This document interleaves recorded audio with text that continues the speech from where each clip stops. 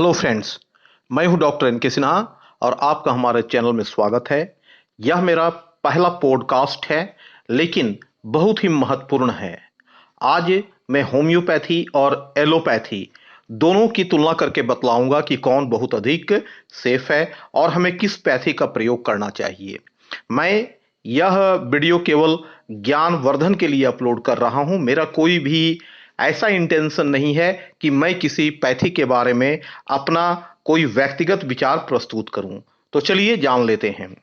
Friends, सबसे पहली बात तो यह है कि हैनीमैन स्वयं एक बहुत बड़े एलोपैथिक चिकित्सक थे, लेकिन जब उन्होंने देखा कि एलोपैथी में ढेर सारी कमियां हैं और इसके औषधि का बहुत ही नकारात्मक प्रभाव लोगों पर पड़ता है, तो उन्होंने इस पैथी को छोड़ दिया और एक ऐसी पैथी की खोज में लग गए जो बिल्कुल सुरक्षित और लोगों के स्वास्थ्य पर कोई नकारात्मक प्रभाव डालने वाला ना हो। और इसी क्रम में उन्होंने होम्योपैथी को खोजा।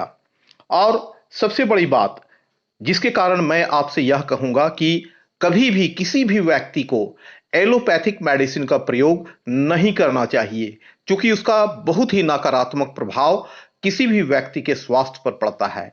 इसकी अवधि या तो तुरंत हो सकती है या 10, 20 और 50 साल के बाद भी हो सकता है। और इसे मैं होम्योपैथ के कुछ सिद्धांत के अनुसार आपको बतलाना चाहूंगा। सबसे पहली बात है कि एलोपैथी में किसी भी दवा का परीक्षण सही तरीके से नहीं किया जाता है। या तो उसका परीक्षण जानवरों पर किया जाता है या फिर बीमार व्यक्तियों पर, और ये दोनों ही चीजें काफी घातक है। अगर यह सिद्धांत ठीक है तो फिर उस दवा का प्रतिकूल प्रभाव हमारे स्वास्थ्य पर क्यों पड़ता है। अब मैं आपको होम्योपैथी के बारे में बतलाना चाहूंगा कि होम्योपैथी के मत के अनुसार जानवरों पर या रोगियों पर परीक्षण करना और स्वस्थ मनुष्य पर परीक्षण करना, इन दोनों में महान अंतर है।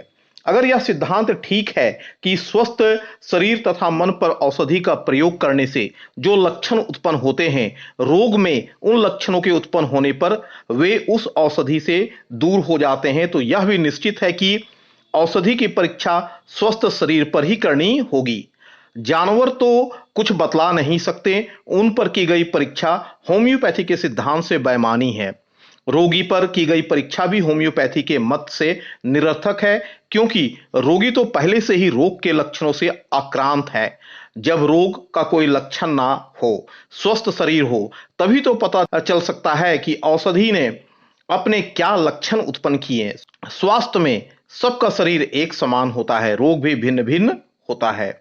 इसलिए स्वस्थ शरीर में औषधि जिन लक्षणों को उत्पन्न करेगी वे ही सत्य अखंड लक्षण होंगे। ऐसे लक्षण जो अपरिवर्तनीय हैं, इसलिए अपरिवर्तनीय है क्योंकि सब स्वस्थ मनुष्यों में औषधि के एक ही प्रकार के लक्षण उत्पन्न होंगे, भिन्न भिन्न प्रकार के नहीं। इसी आधार पर हैनीमैन का कहना है कि होम्योपैथी एलोपैथी की तरह समय समय पर नहीं बदलती रहती है। उसके जो आधार आज हैं 100 साल पहले भी थे और वही आधार भविष्य में भी सदियों बाद रहेंगे।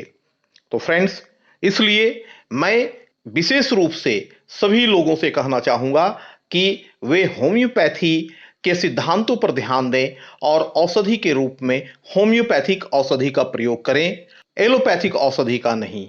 बाकी सब आपके अपने विवेक और बुद्धि पर निर्भर करता है।